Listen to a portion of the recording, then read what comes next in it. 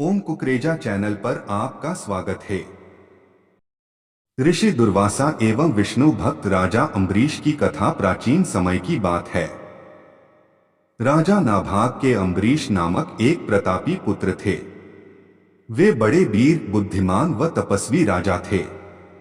वे जानते थे कि जिस धन वैभव के लोभ में पड़कर प्राणी घोर नरक में जाते हैं, वह कुछ ही दिनों का सुख है। इसलिए उनका मन सदैव भगवत भक्ति व दीनों की सेवा में लगा रहता था। राज्याभिषेक के बाद राजा अम्बरीश ने अनेक यज्ञ करके भगवान विष्णु की पूजा उपासना की, जिन्होंने प्रसन्न होकर उनकी रक्षा के लिए अपने सुदर्शन चक्र को नियुक्त कर दिया। एक बार अम्बरीश ने अपनी पत्नी के साथ द्वादशी प्रधान एकादशी व्रत करने का निश्चय किया। उन्होंने भगवान विष्णु का पूजन किया और ब्राह्मणों को अन्नधन का भरपूर दान दिया। तभी वहां दुर्वासा ऋषि का आगमन हो गया। वे परम तपस्वी व अलौकिक शक्तियों से युक्त थे, किंतु क्रोधी स्वभाव के कारण उनकी सेवा शुश्रूषा में विशेष सावधानी अपेक्षित थी। अम्बरीश ने उनका स्वागत किया और उन्हें श्रेष्ठ आसन पर बिठाया।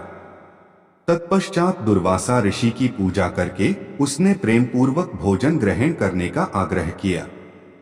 दुर्वासा ऋषि ने उनका आग्रह स्वीकार कर लिया, किंतु भोजन से पूर्व नित्य कर्मों से निवृत्त होने के लिए वे यमुना नदी के तट पर चले गए। वे परब्रह्म का ध्यान कर यमुना के जल में स्नान करने लगे। इधर द्वादशी केवल कुछ ही क्षण शेष रह गई थी।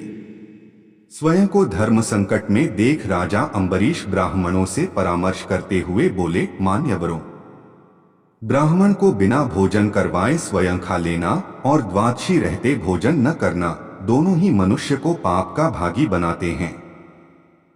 इसलिए इस समय आप मुझे ऐसा उपाय बताएं जिससे कि मैं पाप का भागी न बन सकूं। ब्राह्मण बोले, राजन, शास्त्रों में कहा गया है कि पानी भोजन करने के समान है भी और समान नहीं भी है। इसलिए इस समय आप जल पीकर द्वादशी का नियम पूर्ण कीजिए। यह सुनकर अम्बरीश ने जल पी लिया और दुर्वासा ऋषि की प्रतीक्षा करने लगे। जब दुर्वासा ऋषि लौटे तो उन्होंने तपोबल से जान लिया कि अम्बरीश भोजन कर चुके हैं। अत वे क्रोधित हो उठे और कटु स्वर में बोले, दुष्ट अम्बरीश, तू धन के मद में चूर होकर स्वयं को बहुत बड़ा मानता है। तूने मेरा तिरस्कार किया है। मुझे भोजन का निमंत्रण दिया, लेकिन मुझसे पहले स्वयं भोजन कर लिया। अब देख, मैं तुझे तेरी दुष्टता का दंड देता हूं। क्रोधित दुर्वासा ने अपनी एक जटा उखाड़ी और अम्बरीश को मारने के लिए एक भयंकर और विकराल कृत्या उत्पन्न की। कृत्या तलवार लेकर अम्बरीश की ओर बढ़ी, किंतु वे बिना विचलित हुए मन ही मन भगवान विष्णु का स्मरण करते रहे। जैसे ही कृत्या ने उनके ऊपर आक्रमण करना चाहा, अम्बरीश का रक्षक सुदर्शन चक्र सक्रिय हो गया और पल भर में उसने कृत्या को जलाकर भस्म कर दिया। जब दुर्वासा ऋषि ने देखा कि चक्र तेजी से उन्हीं की ओर बढ़ रहा है, तो वे भयभीत हो गए। अपने प्राणों की रक्षा के लिए वे आकाश, पाताल, पृथ्वी, समुद्र, पर्वत, वन आदि अनेक स्थानों पर शरण लेने गए, किंतु सुदर्शन चक्र ने उनका पीछा नहीं छोड़ा। घबराकर उन्होंने ब्रह्मा जी से रक्षा की गुहार लगाई। ब्रह्मा जी प्रकट हुए, किंतु असमर्थ होकर बोले, वत्स, भगवान विष्णु द्वारा बनाए गए नियमों से मैं बंधा हुआ हूं। प्रजापति, इंद्र, सूर्य आदि सभी देवगण भी इन नियमों का उल्लंघन नहीं कर सकते। हम नारायण की आज्ञा के अनुसार ही सृष्टि के प्राणियों का कल्याण करते हैं। इस प्रकार भगवान विष्णु के भक्त के शत्रु की रक्षा करना हमारे वश में नहीं है। ब्रह्मा जी की बातों से निराश होकर दुर्वासा ऋषि भगवान शंकर की शरण में गए। पूरा वृत्तांत सुनने के बाद महादेव जी ने उन्हें समझाया, ऋषिवर, यह सुदर्शन चक्र भगवान विष्णु का शस्त्र है जो उनके भक्तजन की रक्षा करता है। इसका तेज सभी के लिए असहनीय है। अतः उचित होगा कि आप स्वयं भगवान विष्णु की शरण में जाएं। केवल वे ही इस दिव्य शस्त्र से आपकी रक्षा कर सकते हैं और आपका मंगल हो सकता है। वहां से भी निराश होकर दुर्वासा ऋषि भगवान विष्णु की शरण में पहुंचे और उनके चरणों में सिर नवाकर दया की गुहार लगाई। आठ स्वर में दुर्वासा बोले, भगवान मैं आपका अपराधी हूं। आपके प्रभाव से अनभिज्ञ होकर मैंने आपके परम भक्त राजा अम्बरीश को मारने का प्रयास किया।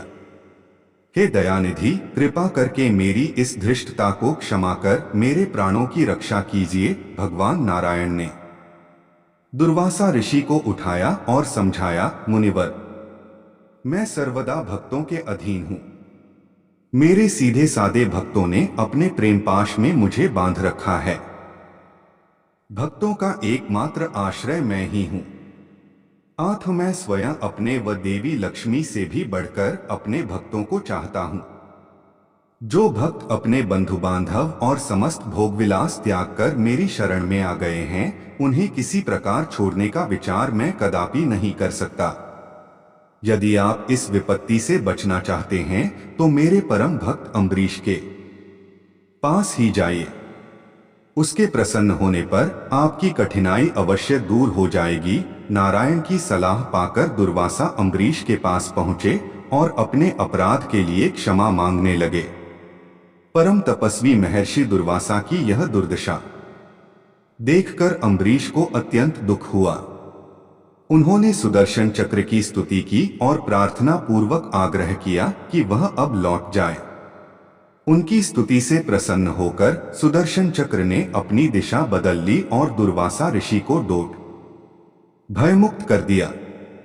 जब से दुर्वासा ऋषि वहां से गए थे, तब से राजा अम्बरीश ने भोजन ग्रहण नहीं किया था। वे ऋषि को भोजन कराने की प्रतीक्षा करते रहे। उनके लौटकर आ जाने व भयमुक्त हो जाने के बाद अम्बरीश ने सबसे पहले उन्हें आदर पूर्वक बैठाकर उनकी विधि सहित पूजा की और प्रेम पूर्वक भोजन कराया। राजा के इस व्यवहार से ऋषि दुर्वासा अत्यंत प्रसन्न हुए और उन्हें अनेकशः आशीर्वाद देकर वहां से विदा हुए।